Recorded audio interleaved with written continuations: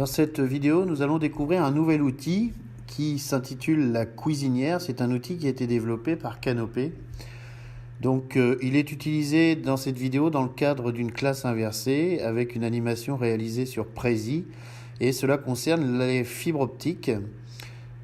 Donc, c'est un cours qui vient en soutien d'une activité sur les connectiques par fibre optique sur les réseaux.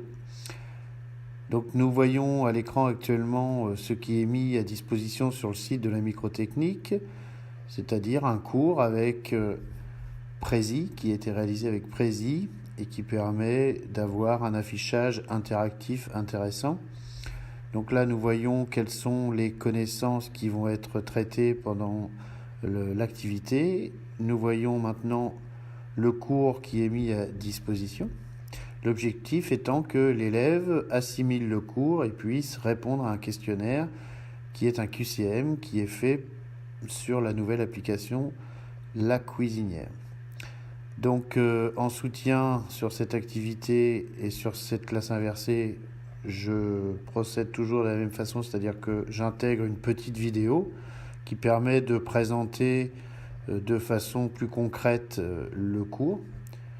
Donc c'est une vidéo qui est récupérée sur internet et qui est mise à disposition sur YouTube, qui permet vraiment de rentrer dans les détails de tout ce qui concerne les fibres optiques. Donc nous voyons à l'écran cette vidéo qui a été réalisée avec une superposition d'images.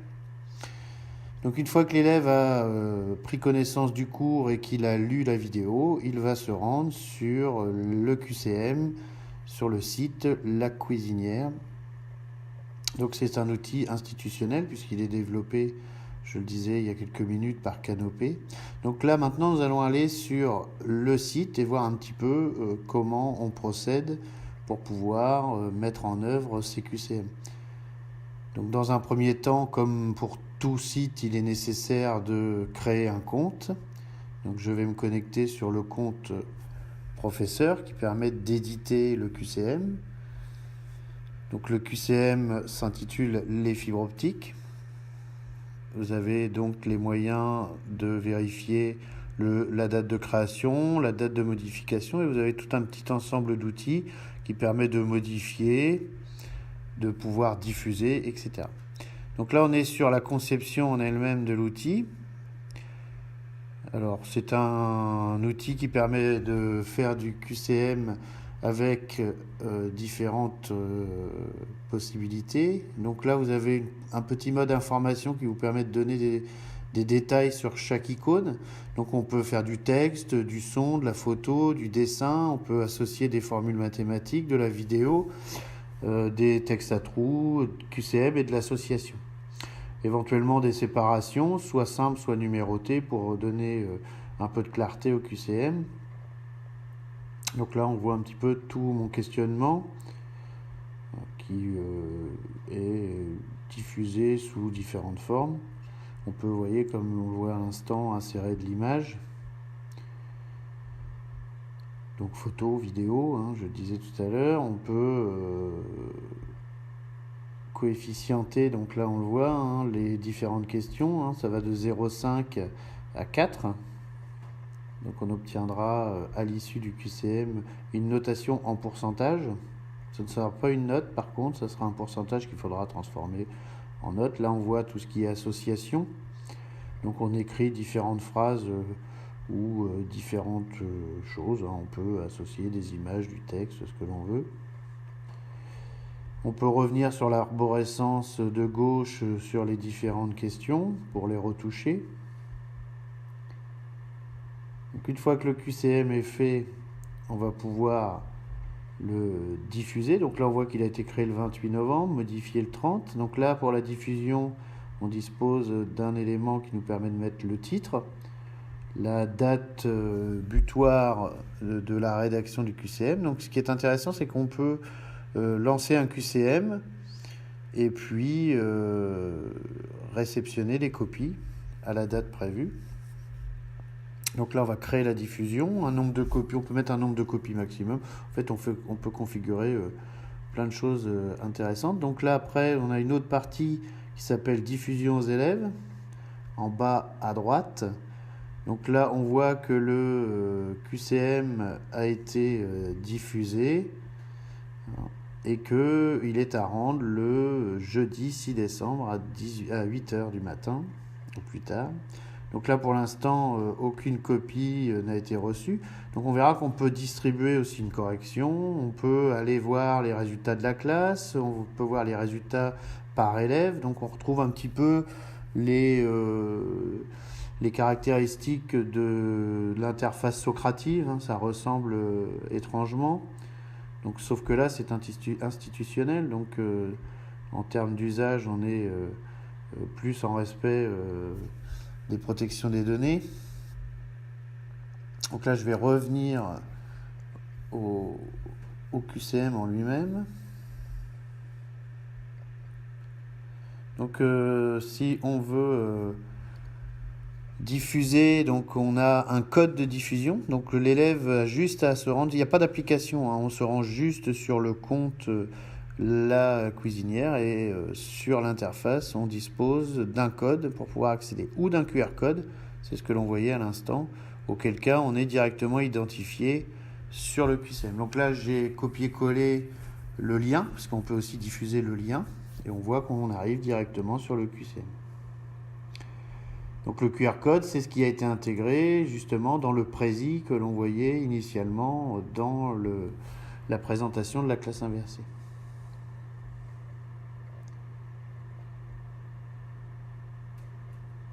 Donc maintenant que vous avez vu un petit peu la façon dont on procède, donc je reviens sur le prési.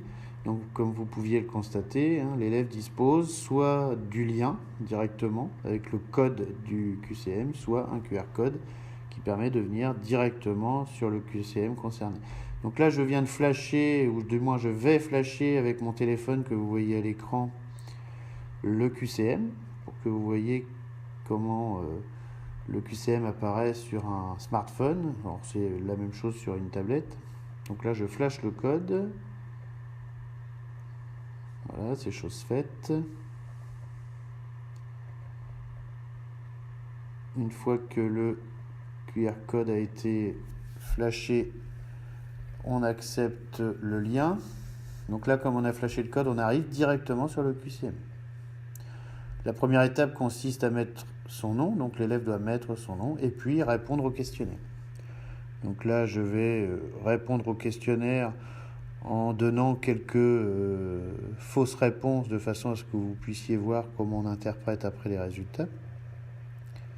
Donc là, on voit bien les séparations qui ont été intégrées. Ce sont des séparations simples qui permettent de séparer toutes les questions. Donc là, on a une réponse courte. Juste avant, on avait un choix multiple. Là, on a une image avec un terme à donner, donc réponse courte. On peut avoir du texte à trous aussi.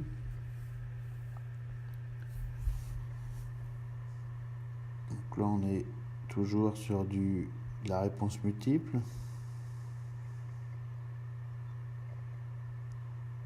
Donc je continue à répondre aux questions. Là, on est sur de l'association. Donc là, on doit mettre la bonne phrase en face du bon terme. De nouveau, un choix multiple. Donc là, je réponds rapidement à toutes les questions. Donc l'élève répond à ces questions grâce au cours et à la vidéo qui a été mise à sa disposition. Donc une fois que l'élève va avoir répondu à toutes les questions, il va pouvoir envoyer sa copie. C'est l'icône qui est sur la partie supérieure, en orange, le petit bouton sur lequel il doit cliquer. Donc ce qui est intéressant sur ce type de QCM, c'est qu'on peut revenir et modifier une question, puisqu'on a une visualisation sur toutes les questions en même temps. Et là, on voit un code de copie, c'est-à-dire que l'élève peut mémoriser, enregistrer ce code et réceptionner sa correction et voir sa copie. puisqu'on va pouvoir corriger sa copie, c'est-à-dire insérer des commentaires sur la correction. Donc là, je vais retourner sur le site, je vais sur la diffusion. Là, je vois qu'un élève vient de répondre aux questions. Le score est de 78%, donc il n'a pas tout bon. Donc là, on va pouvoir vérifier toutes les questions et les réponses qui ont été données.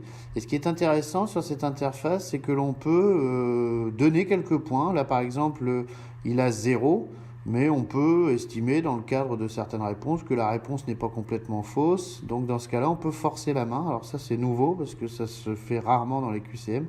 On peut forcer la main avec un petit smiley et redonner quelques points, soit la moitié, le quart, la totalité. Mettre une petite annotation à la fin qui permet à l'élève de savoir ce que l'on a pensé de son évaluation. Donc c'est ce que je suis en train de rédiger. Voilà, avec une petite faute, mais c'est pas grave. On voit l'appréciation qui a été notée, le score, donc là 80%, ce qui fait une note de 16 sur 20. Donc on peut accepter de nouveau des copies ou les bloquer. En fait, ce sont les deux boutons, ceux sur lesquels j'agis en ce moment, qui permettent soit de bloquer la réception de copies, soit au contraire d'accepter les copies. Donc quand les copies sont acceptées, la diffusion de la correction est interrompue et vice-versa.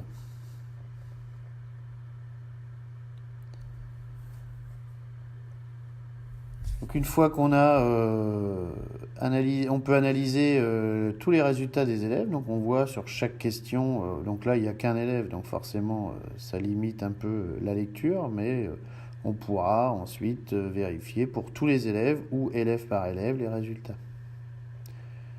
Et tout comme énormément d'éditeurs de QCM, on a la possibilité de télécharger un fichier qui est un fichier tableur, donc sous Excel. Du moins c'est un CSV, donc il peut s'ouvrir avec Excel ou le tableur de LibreOffice.